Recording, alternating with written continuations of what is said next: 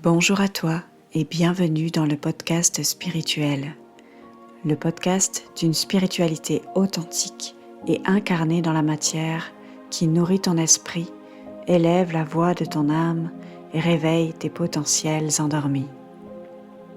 Je suis Laura Glaise, thérapeute multidimensionnelle et multifacette. J'accompagne les femmes sensibles en transition professionnelle et au bord du burn-out à se réapproprier leur existence, à retrouver leur équilibre et à avancer avec confiance.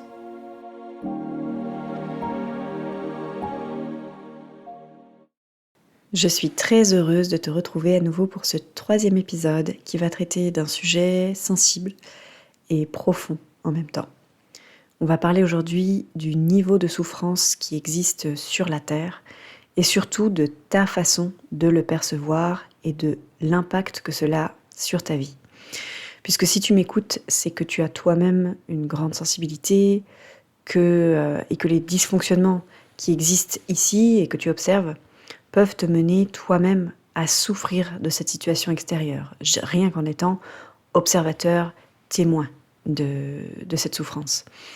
Donc on va voir dans ce podcast comment tu peux accueillir et voir les choses autrement pour vraiment te permettre d'être en paix avec l'extérieur, tout en participant à le faire évoluer.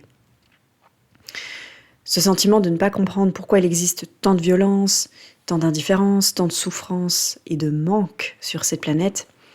En même temps, je vais arrêter de dire cette planète parce qu'en réalité, c'est pas elle qui est en cause, car elle regorge de ressources, mais ce sont ces ressources qui sont terriblement mal distribuées, car détenues en grande partie dans quelques poignées de mains.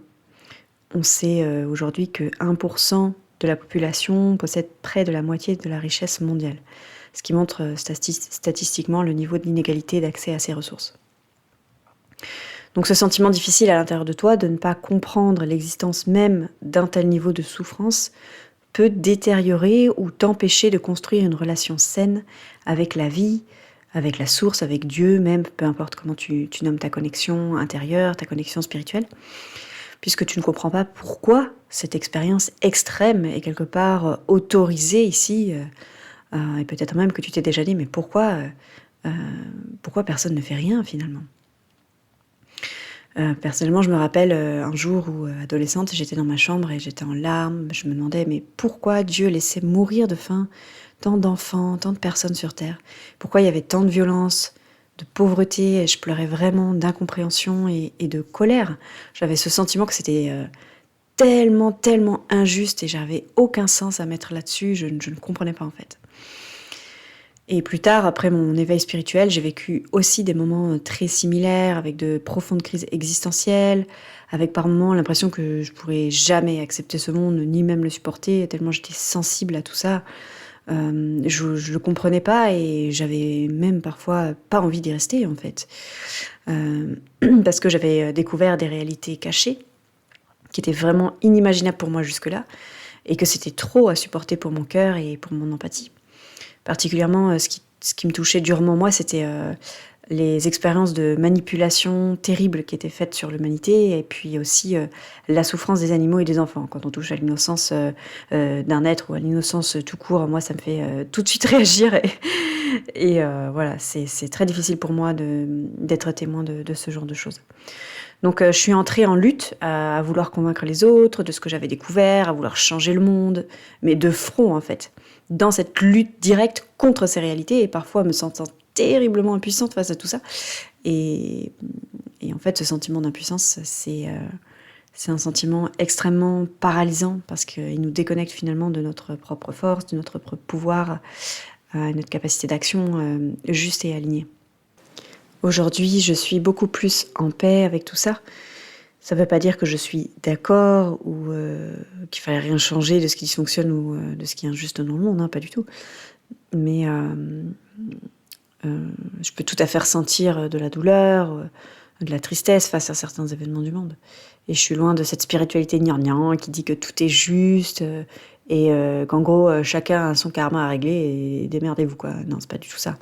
Mais j'ai appris au fur et à mesure à rester dans mon centre, dans mon pouvoir personnel et à faire ma part dans tout ça. Surtout à laisser à l'univers ce sur quoi je ne pouvais pas agir en fait. Quand on veut changer les choses à partir d'un espace d'impuissance, de peur, ou de réaction de survie, on n'obtient pas grand-chose, si ce n'est une grande souffrance intérieure. Donc quand on amène du changement à notre niveau à partir d'un espace clair, d'un espace centré, en confiance avec soi-même et avec la vie, là, on transforme profondément le monde. C'est peut-être un peu paradoxal de se dire finalement que c'est quand on ne cherche plus à transformer l'extérieur qu'on le transforme le plus. Et rien que par notre présence, parfois notre façon d'être, d'interagir, on impacte déjà le monde. Et d'autant ensuite à partir d'actions qui sont initiées à partir de notre âme, de notre divinité intérieure, de notre guidance, de l'amour qui est dans notre cœur, et non pas à partir de la peur, de la révolte et de la réaction émotionnelle. Bien que parfois il faut savoir bien sûr dire non, il faut savoir se révolter, il faut savoir dénoncer ce qui nous paraît contraire à nos valeurs, il faut savoir défendre certaines choses avec fermeté, mais je pense que c'est toujours sans haine en fait, en étant toujours dans cet alignement avec le cœur. Car tout ce qu'on vit actuellement a un sens plus élevé. Ça ne veut pas dire qu'on doit rien faire, ça veut dire qu'on doit chercher à le transformer à partir du bon espace intérieur. Ce que j'ai pu observer par exemple chez certaines personnes qui sont en lutte avec ces réalités extérieures en permanence, c'est qu'elles ont tendance à s'occuper des problèmes du monde, peut-être de manière exacerbée, afin d'éviter finalement de s'occuper de leurs propres souffrances intérieures, de leur propre déséquilibre intérieur. Et ce qui finit par les pousser dans un combat sans fin et à la victimisation et à ressentir beaucoup d'amertume et de frustration dans leur vie en fait. Je pense que l'extérieur évolue à mesure que chacun s'occupe de lui-même, de ses propres blessures, de ses propres failles, de ses propres violences, de ses propres manques intérieurs, pour ensuite pouvoir engranger des actions à partir d'un espace clair et surtout si ces actions concernent la dénonciation ou la mise en lumière de certaines problématiques à l'extérieur. Tout le monde y gagne, je pense à s'occuper de son intérieur d'abord et puis tout au long de sa vie ensuite, puisque c'est un travail qui s'entretient et on n'a jamais fini, rien n'est acquis dans la vie. Donc si toi, tu ressens cette douleur face à l'immense souffrance du monde, qui est réelle, encore une fois, on ne nie pas cette réalité ici, mais on tente d'y réagir de la meilleure façon possible pour toi et pour le collectif. Donc si tu ressens cette incompréhension, cette douleur séparative avec le monde, cela peut engendrer différents symptômes chez toi, comme l'envie de partir de cette planète, par exemple, le sentiment de rejet de cette réalité, de ne pas te sentir à ta place, de te demander ce que tu fais là, puis une image négative aussi de la matière, de la réalité 3D,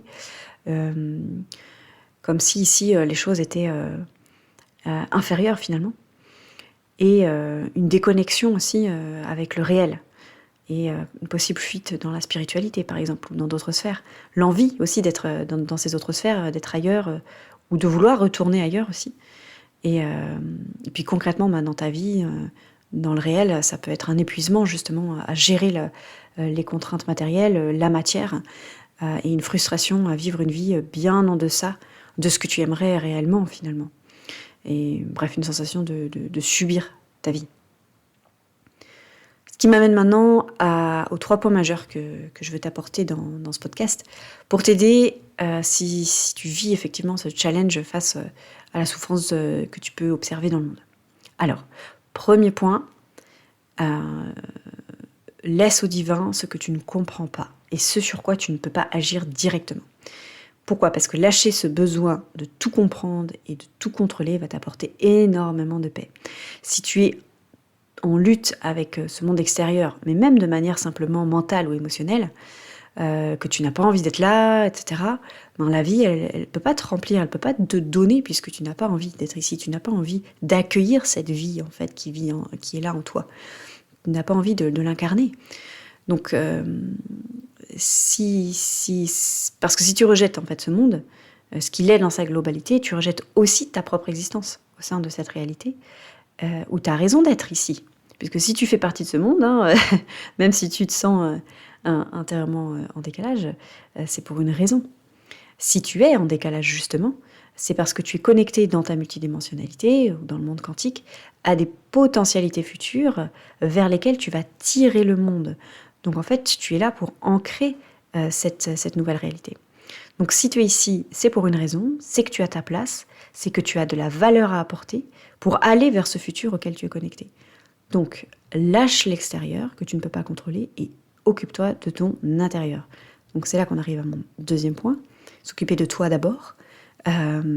Si tu ressens beaucoup d'incompréhension, de douleur face à la situation du monde, c'est aussi qu'il est nécessaire de te reconnecter à toi-même, à ta source intérieure, à ton âme, pour qu'elle puisse te soutenir et t'apporter ce dont tu as besoin pour vraiment prendre ta place ici et puis être heureux, être heureuse.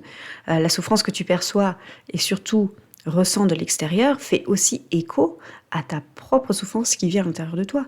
Et elle te permet aussi de pouvoir l'identifier. Si tu es trop focalisé sur l'extérieur, cela t'empêche de faire grandir ta lumière et de l'infuser dans ta vie et autour de toi. Donc en s'occupant de toi, en s'occupant de tes besoins, en s'occupant de tes blessures, de tes manques, de tes peurs, tu sers le monde.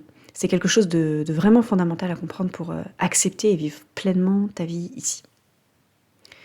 Enfin, troisième et dernier point, ce qui va être important pour toi, c'est de cultiver, d'entretenir et d'avoir de la gratitude, de remercier pour ce qui est beau, ce qui est bon, ce qui est bien dans ta vie, ce qui te fait du bien. C'est important que tu apprennes à nourrir les belles choses en toi, à les observer, à les voir, à les identifier déjà. Donc les belles choses en toi, dans ta vie, et à observer, à regarder ce qui va et à le faire grandir, à le cultiver, à le nourrir. Rien que par ton regard sur toi-même et sur l'extérieur, le monde peut changer. Puisque dans le monde quantique, c'est l'observateur qui crée la réalité. Donc ton regard sur le monde, sur toi-même et sur le monde est important. Ainsi, cultiver ce regard bienveillant, rempli d'amour, mais aussi cultiver, te remercier pour ce que tu fais de bien dans ta vie, les petits pas que tu franchis chaque jour, les succès que tu as, même s'ils te paraissent petits, et de cultiver la gratitude pour ce que tu as dans ta vie, même pour les toutes petites choses. Cela va faire vraiment massivement grandir ton niveau de bien-être et transformer ta vie. Voilà, eh bien, j'espère que ce podcast t'aura aidé. N'hésite pas à commenter, à me partager tes réflexions, à étayer la discussion ou à me contacter aussi si tu as besoin d'être accompagné pour t'éviter un épuisement total dans la matière et à retrouver ton énergie, ton équilibre, ta sérénité, ton alignement et prendre un nouveau départ dans ta vie avec confiance. Prends bien soin de toi et je te dis à tout bientôt.